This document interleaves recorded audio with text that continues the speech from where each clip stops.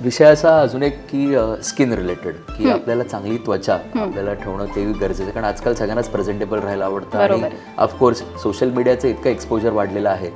तर त्याबद्दल आयुर्वेदचं नेमकं काम कसं आहे? तुमच्या चेहऱ्याची काळजी घेताना काही काही सोप्या टिप्स अशा असतात बघ. कोरफड घरामध्ये अवेलेबल आहे, त्याच्यामध्ये व्हिटॅमिन ई पासून सगळ्या गोष्टी आपण जर मिक्स करून त्याचं मिश्रण केलं आणि त्यांनी छान चेहऱ्याला एव्हरी संडे मसाज केला, चेहऱ्याला छान ग्लो येतो.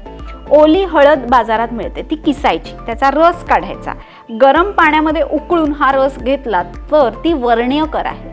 शरीरातली उष्णता कमी करून चेहऱ्याला नॅचरल ग्लो देते. कोथिंबिरीचा रस आहे, म्हणजे शरीरातली उष्णता कमी करतंच, पण जे काही विटॅमिन्स कमी आहेत ना, म्हणजे आता मॅग्नेशियम कमी असून चालणार नाही आहे, क्रॅम्प्स येतात.